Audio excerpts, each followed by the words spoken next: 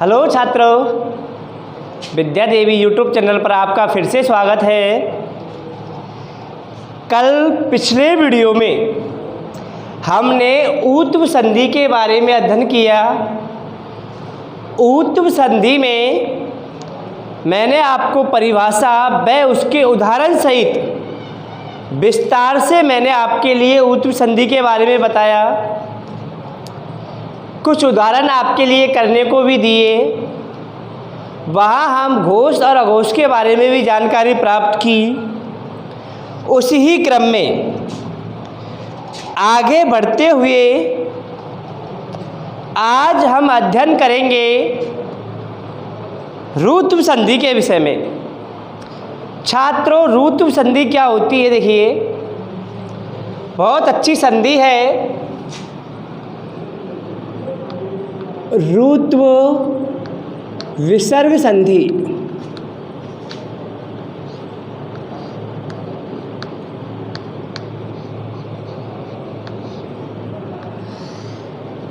आज जो हम अध्ययन करने के लिए जा रहे हैं उस संधि का नाम है ऋत्व विसर्ग संधि। ऋत्व विसर्ग संधि जिसके बारे में हम अध्ययन करेंगे। किसके बारे में अध्ययन करेंगे? ऋत्व विसर्ग संधि के बारे में अध्ययन करेंगे, जिसका सूत्र होता है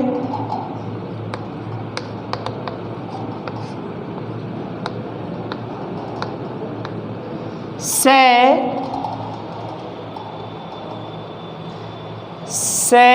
सजु सोरु। से सजु सोरु सत्व संधि ऋत्व संधि का सूत्र होता है। सूत्र क्या कहता है छात्रों? से सजु सोरु सूत्र कहता है कि यदि, यहाँ भी शर्त लागू है कि यदि ए या आ, देखिए, ए ऑब्लिक आ को छोड़कर, ए ऑब्लिक आ को छोड़कर विसर्ग के बाद घोष व्यंजन, घोष वर्ण प्लस स्वर आ जाए,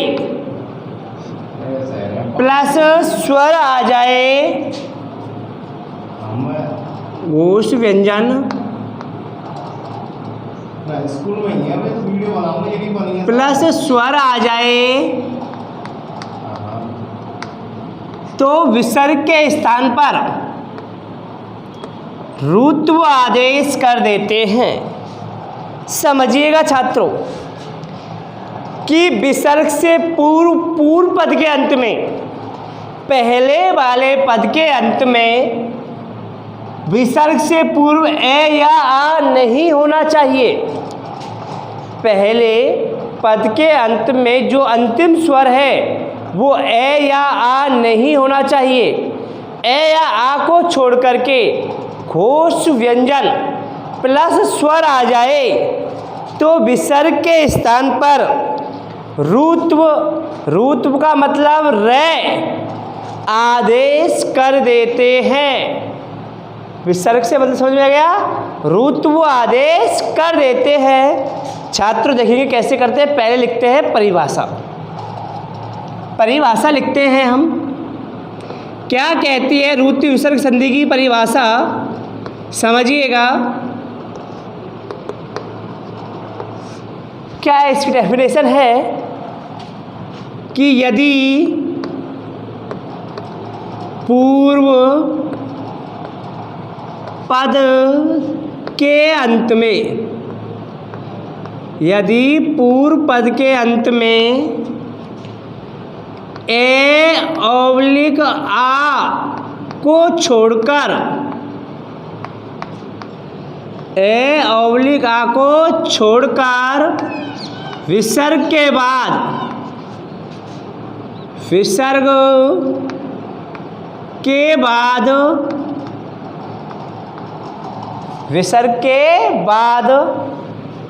घोष वर्ण आ जाए, घोष व्यंजन कर लीजिए, घोष व्यंजन प्लस स्वर आ जाए,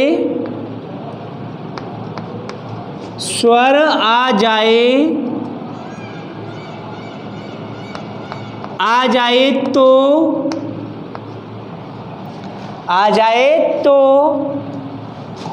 विसर्ग के स्थान पर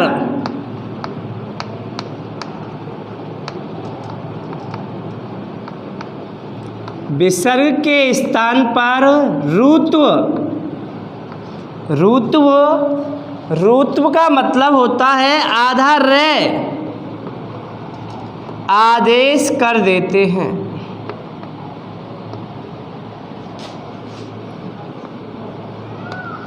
रुत्व आदेश कर देते हैं। समझिएगा छात्रों परिभाषा। यदि पूर्व पद के अंत में ए ऑब्लिक आ को छोड़कर विसर्ग के बाद घोष व्यंजन प्लस स्वर आ जाए तो विसर्ग के स्थान पर रुत्व यानी रे आदेश कर देते हैं। छात्रों, घोष व्यंजन मैंने पिछले वीडियो में आपको बताया था कि घोष व्यंजन क्या होता है। मैंने लिखा है घोष व्यंजन। स्वर तो आप जानते हो, स्वर तो 13 होते हैं। ए, आ, ई, बड़ी ई, छोटा ऊ, बड़ा ऊ, री, बड़ी री, लिरी, ए, आई, ओ, औ, 5 ह्रस्व स्वर, 8 दीर्घ स्वर। अगर मैं बात करूं महेश्वरी सूत्रों के अनुसार तो 9 स्वर, है ना। तो 13 हमारे स्वर होते हैं, 5 लघु और 8 दीर्घ। तो स्वर तो आप जानते ही हो। घोष व्यंजन, यदि आपने मेरा पिछला वीडियो देखा है तो आप जानते होंगे घोष व्यंजन, और अगर नहीं भी देखा है तो मैं यहाँ आपको क्लियर कर रहा हूँ कि घोष व्यंजन किसे कहते हैं। छात्रों, विद्या देवी प्लेटफॉर्म पर एक एक चीज़ को खोल करके समझाया जाता है। प्रत्येक चीज़ की, प्रत्येक विषय वस्तु की जड़ पर जाया जाता है। जड़ से ही उस चीज़ को उठा करके बच्चों के दिमाग में बैठाया जाता है। इसीलिए खेली के परिक्षेत्र में यह विद्यालय नंबर 1 पर था, है और आगे भी रहेगा। तो देखिए छात्रों, घोष व्यंजन, घोष व्यंजन क्या होते हैं ये देखिए। घोष व्यंजन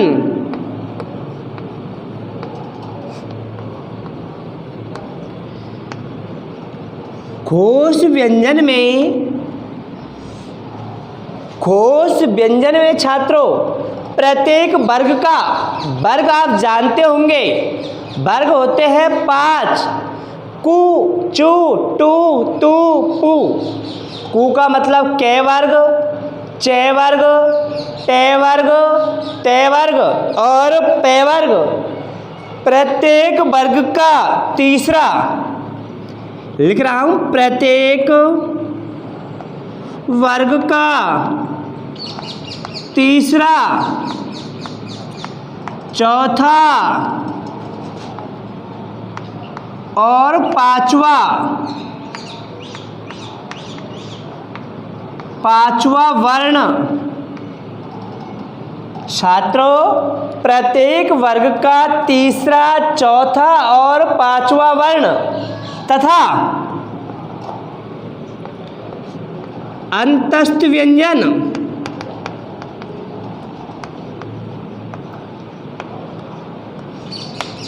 और है वर्ण आता है, है वर्ण आता है। समझिएगा, खुल करके बता रहा हूं। प्रत्येक वर्ग का तीसरा यानी गे, घे अण के वर्ग के तीसरे चौथे पांचवें जय जय ये दे ढे ने दे धे ने बे भे में अंतस्थ व्यंजन ये वे रे ले और है टोटल 20 वर्ण। टोटल 20 वर्ण घोष व्यंजन में आते हैं। प्रत्येक वर्ग का तीसरा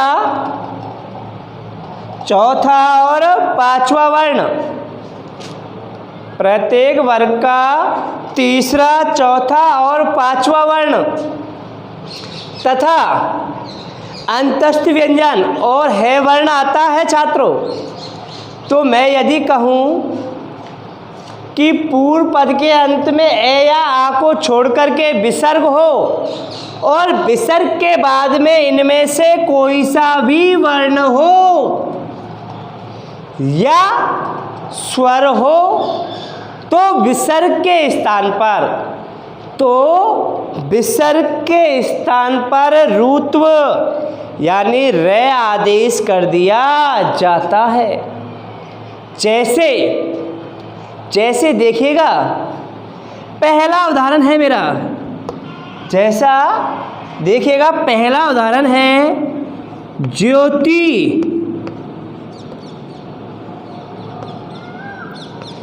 प्लस में गम्य है।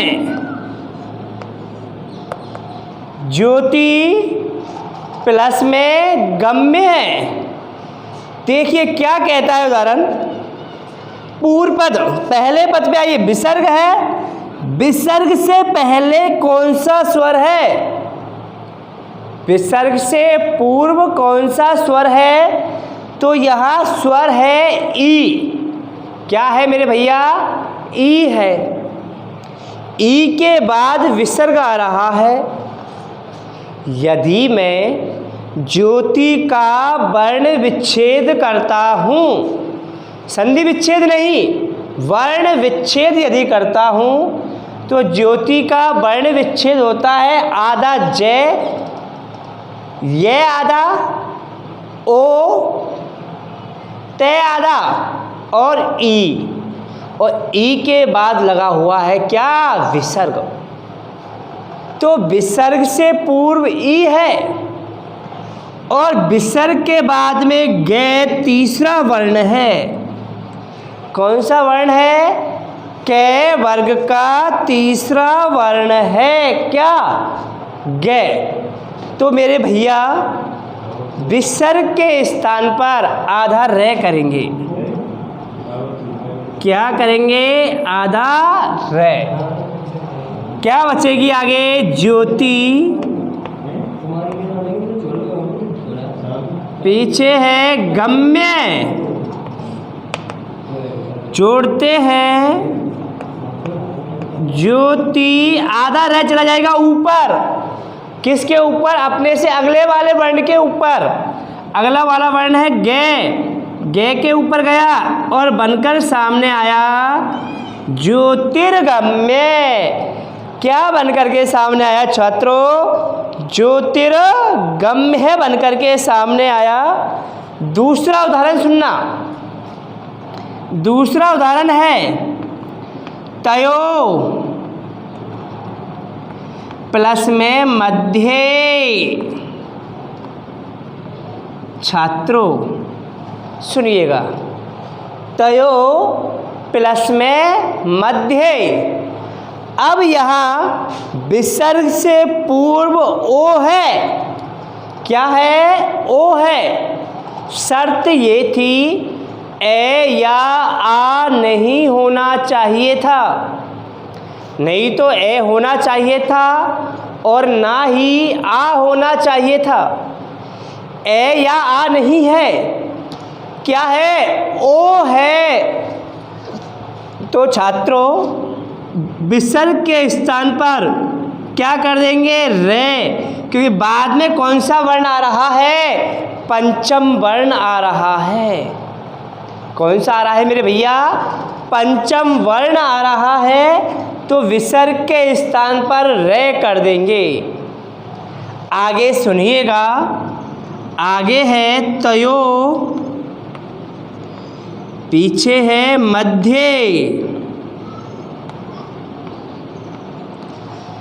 मेरे भाइयों, अब यदि मैं इसे जोड़ता हूं तो क्या बन करके सामने आता है, देखिएगा।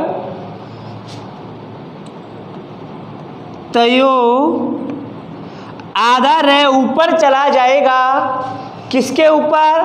अपने अग्रिम वाले वर्ण के ऊपर, रे के ऊपर चला जाएगा, बनकर सामने आएगा तयोर मध्य।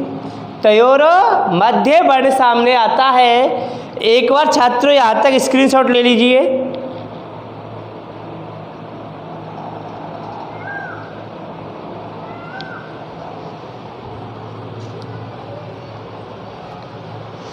घटाता हूँ छात्रों, सूत्र है से सजुसोरु।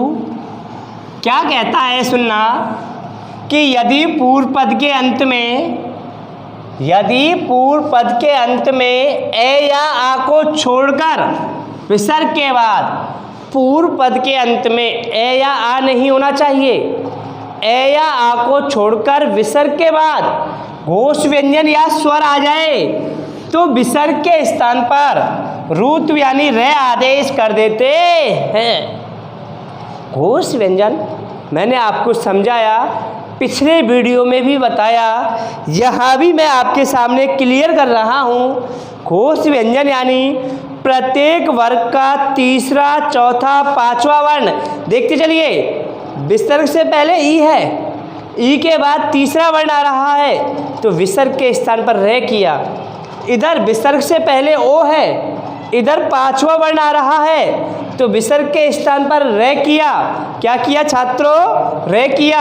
आगे चलते हैं, आगे और उदाहरणों की तरह चलते हैं। घोष व्यंजन में प्रत्येक वर्ग का तीसरा, चौथा, पांचवा और है ये वे रेले वर्ण आते हैं, है ना।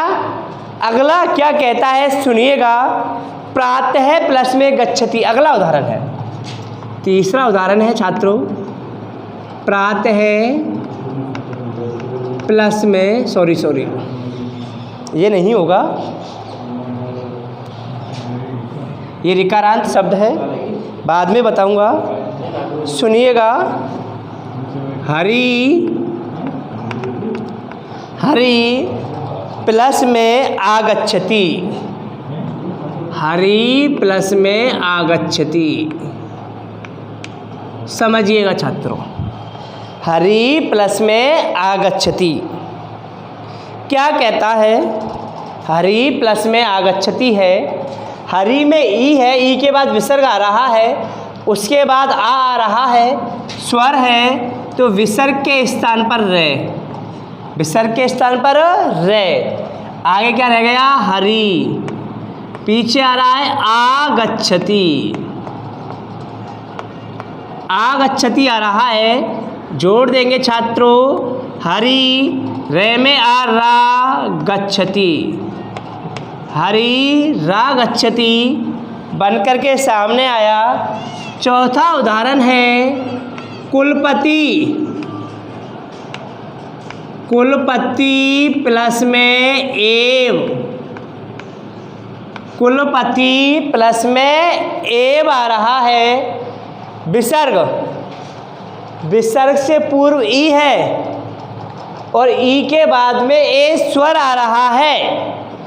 विसर्ग से पहले क्या है? ई है और ई के तुरंत बाद ए आ रहा है, स्वर आ रहा है तो विसर्ग के स्थान पर रे।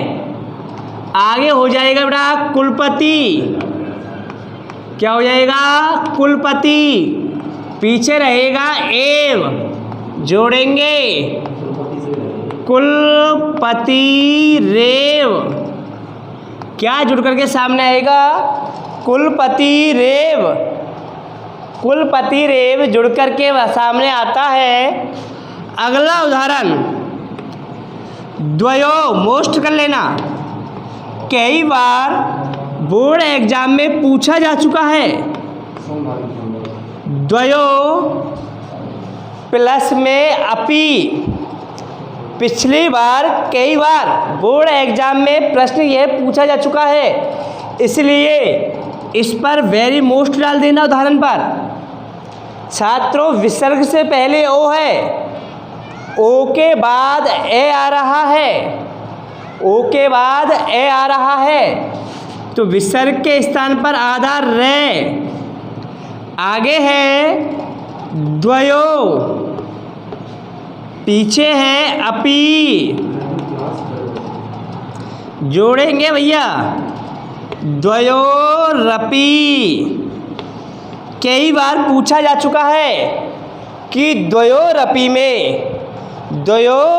में कौन सी संधि है, तो मेरे भैया द्वयोरपि में रूट विसर्ग संधि है, द्वयो धन अपि। अगला सुनिएगा, अगला उदाहरण है मेरा बुद्धि, प्लस में इव।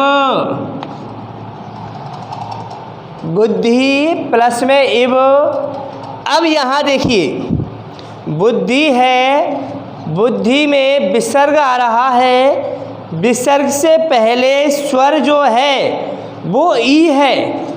क्या है छात्रों? ई है। ई के बाद में भी ई आ रहा है, स्वर आ रहा है। हमारी शर्त यह है कि स्वर आना चाहिए। क्या आना चाहिए? स्वर आना चाहिए। तो विसर्ग के स्थान पर रे कर देंगे। आगे रहेगा बुद्धि, पीछे रह जाएगा इब। जोड़ेंगे बुद्धि, रे में ई की मात्रा रिब, बुद्धि रिब। क्या बन करके सामने आएगा? बुद्धि रिब शब्द बन करके सामने आता है। स्क्रीनशॉट ले लीजिए छात्रों यहाँ तक। आगे फिर कराते हैं।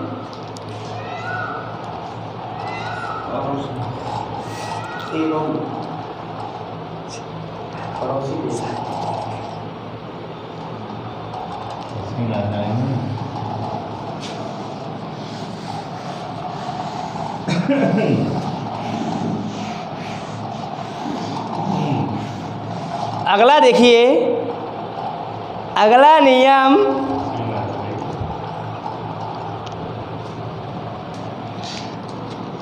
नियम डाल लीजिए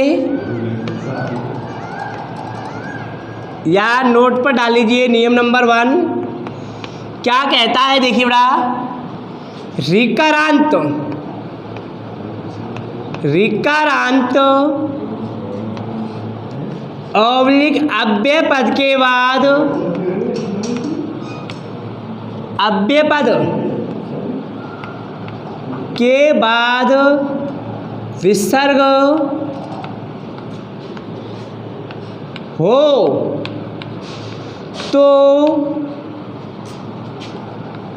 तो विसर्ग के स्थान पर, तो विसर्ग के स्थान पर रूत्व कोष्टक में रे आदेश कर देते हैं।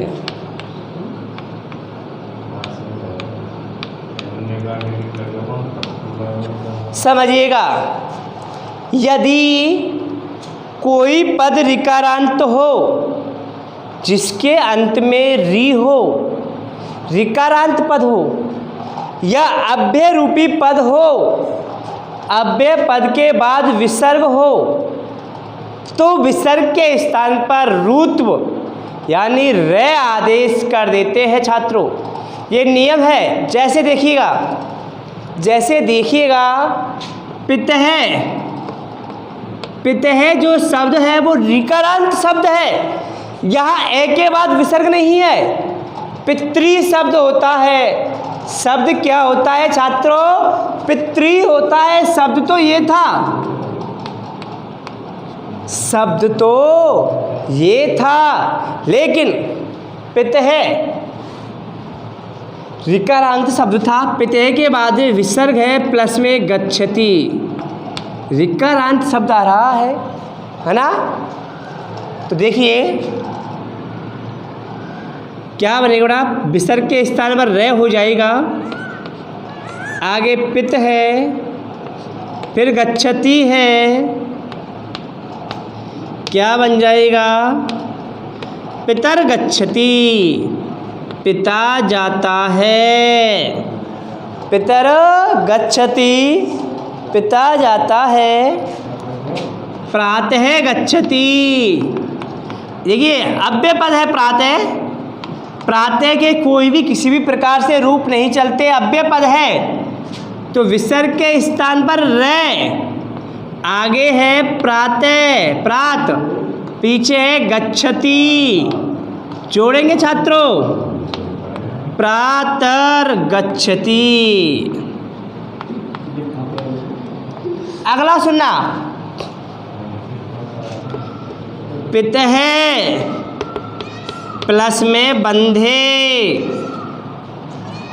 विसर्ग है, विसर्ग के बाद में ब आ रहा है, तो विसर्ग के स्थान पर रे, आगे रह गया पित, पीछे रह गया वंधे, जोड़ते हैं पितर वंधे, क्या जुड़ करके सामने आता है, पितर वंधे।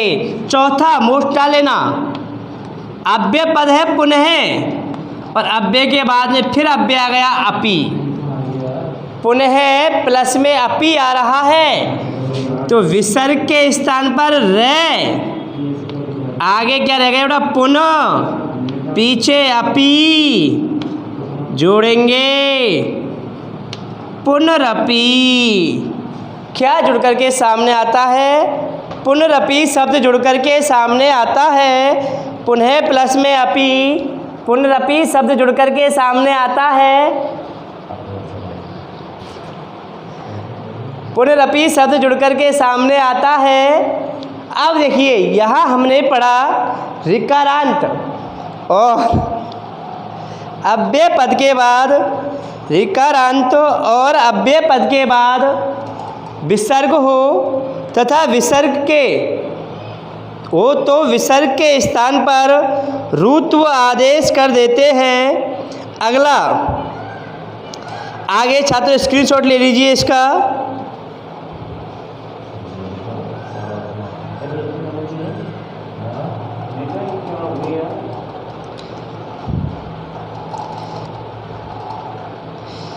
एक बार इसका स्क्रीनशॉट ले लीजिए। आगे मैं आपके लिए करा रहा हूँ, इससे संबंधित जो उदाहरण आपको करने हैं, घर से करके लाने हैं, लिखिएगा।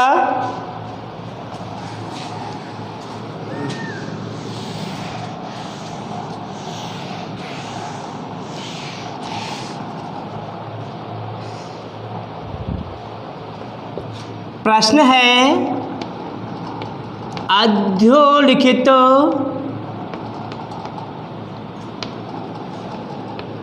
पदानां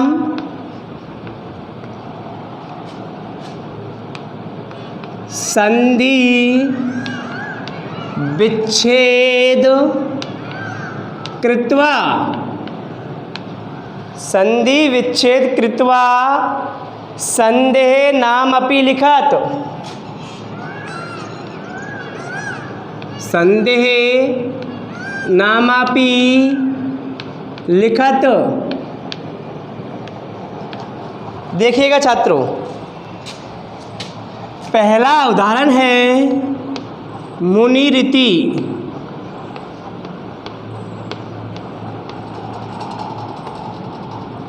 पहला उदाहरण है मुनिरिति, दूसरा है तैरागतम,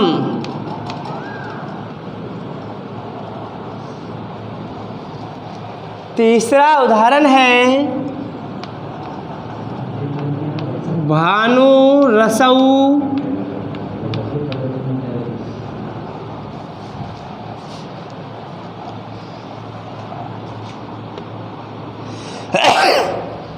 चौथा उदाहरण है मातृवंदे, मातृवंदे, छठवां उदाहरण है, पांचवा उदाहरण है गुरुरस्ती।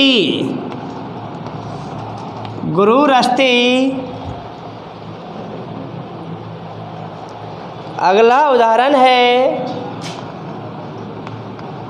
कवीरयम।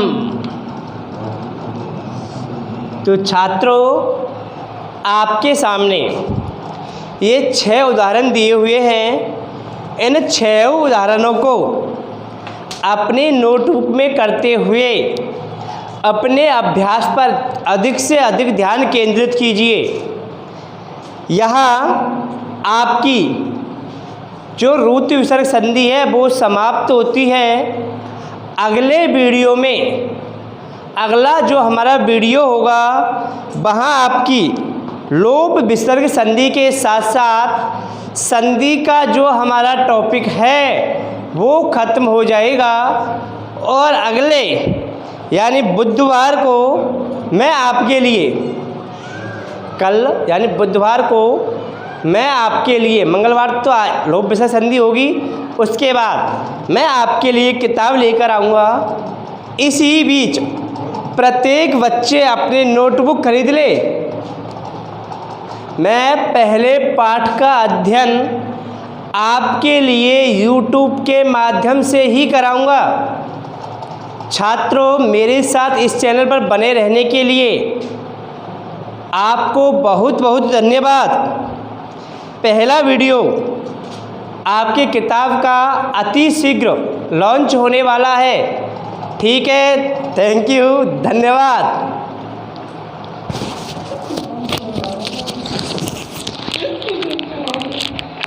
छोड़ रहे हैं।